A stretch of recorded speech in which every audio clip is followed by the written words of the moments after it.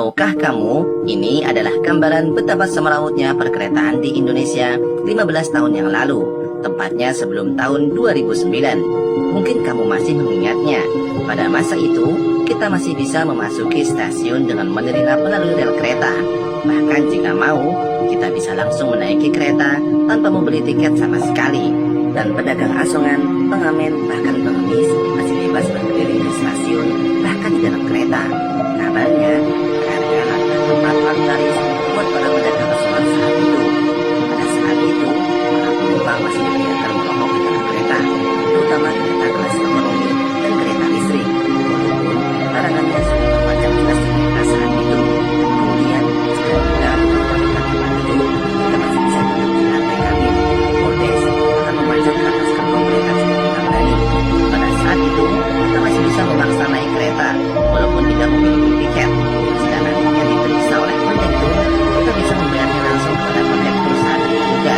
Dan yang paling berkesan dengan kondisi semerautnya perkiraan saat itu adalah saat memasuki masa mudik lebaran. Kita akan penumpang yang tidak peduli menumpang kita saja bergerbong seperti di di lantai kabin, bordes, dan teman-teman di luar dan di atas gerbong. Yang meninggalkan adalah saat ada penumpang yang belum merokok dalam kendaraan tersebut. Karena itu, kami akhirnya selalu memilih duduk di bordes, meskipun kami memiliki tiket dan mendapatkan tempat duduk, karena kami tidak kuat dengan panas dan pengapnya gerbong akibat desak-desakan dan bau asap rokok. Saat itu, kamu jangan harap mendapatkan kamar mandi yang bersih dan harum jika yang kamu naiki adalah kereta kelas ekonomi. Jika kita memiliki keluarga yang bekerja di PT KAI, kita masih bisa mendapatkan banyak kemudahan dan keistimewaan, bahkan bisa gratis menaiki kereta, seperti dengan menyebut namanya atau mendapatkan bantuan langsung darinya. Kacau balunya pelayanan kereta pada saat itu memang benar-benar parah luar biasa. Sangat mirip dengan kondisi pelayanan kereta di India saat ini.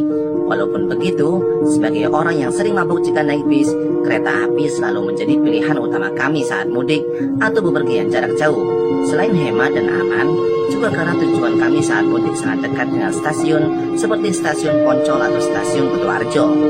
Namun, dimulai pada tahun 2009, PT KAI secara tiba-tiba melakukan perubahan yang sangat signifikan, seperti merenovasi semua stasiun, terutama stasiun yang berada di Jabodetabek. Kemudian, meningkatkan keamanan pada setiap bagian stasiun. Jangan harap masih ada yang bisa menyelinap masuk ke stasiun melalui rel kereta lagi. Bahkan, untuk memasuki kereta, baik untuk kereta jarak jauh atau KRL, dibuat masing-masing satu arah dan berpisah, sehingga tidak ada lagi penumpang yang bisa naik tanpa membayar atau berganti kereta seenaknya dari kereta api ke kereta listrik misalnya. Sistem pembelian tiket KRL dan tiket jarak jauh juga dirubah sedemikian rupa. Kereta baru tiket KRL dan listrik yang berbentuk kanji sehingga untuk masa kemudian kami bisa diisi ulang dengan sistem barcode yang bisa dipesan melalui online. Sedangkan kereta jarak jauh diberikan kepada kamu misalnya bisa dipesan secara sebelum berangkat serta dapat ditemukan pada aplikasi online. Hal ini merupakan keunggulan yang sangat bagus walaupun kita suka melakukan perjalanan mendadak menggunakan data yang gratis sehingga akhirnya menemukan tiket jika membeli pada hari hanya, bahkan sepekan sebelum hari H. Tidak hanya infrastruktur dan pelayanannya yang mengalami perubahan, PT KAI juga melakukan perubahan pada setiap unit kereta, termasuk kereta listrik dan kereta jarak jauh. Terutama yang paling mencolok adalah perubahan pada kereta kelas ekonomi dan kereta listrik. Kereta ekonomi yang dahulu layaknya kereta orang susah menjadi kereta yang cocok untuk semua kalangan, terutama yang ingin menghemat pengeluaran. Perubahan kereta kelas ekonomi diantaranya dengan ditambahkan beberapa AC di setiap gerbongnya, dan kamar mandi dijaga oleh petugas kebersihan yang terus memeriksa dan membersihkannya.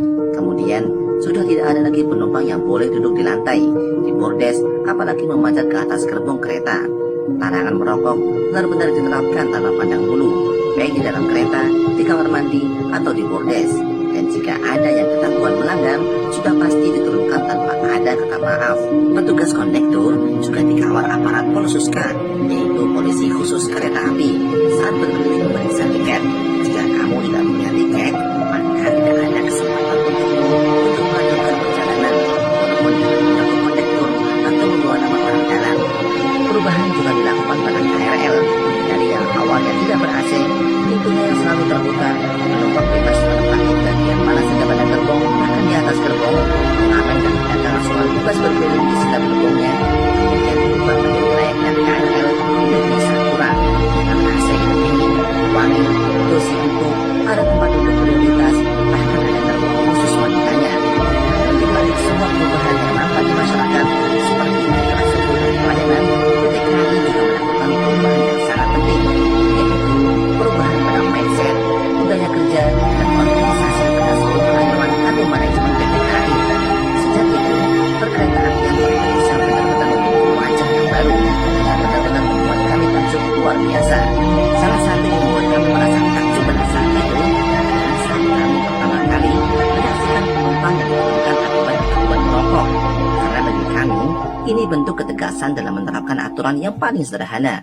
Namun perlu diingat, di balik perubahan luar biasa ini ada sosok yang tak boleh dilupakan, yaitu Bapak Ignatius Jonan yang menjabat sebagai Direktur Utama PT KAI pada tahun 2009 hingga tahun 2014 lalu. Salah satu fotonya juga pernah viral, yaitu saat beliau tertidur di bangku kereta.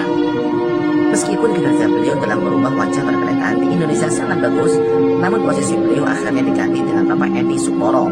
Yang menjadi pertanyaan banyak netizen pada saat itu adalah, apakah beliau memang sengaja diganti, atau beliau mengundurkan diri, atau karena beliau tidak menyetujui proyek kereta cepat, atau karena beliau mendapatkan jabatan yang baru.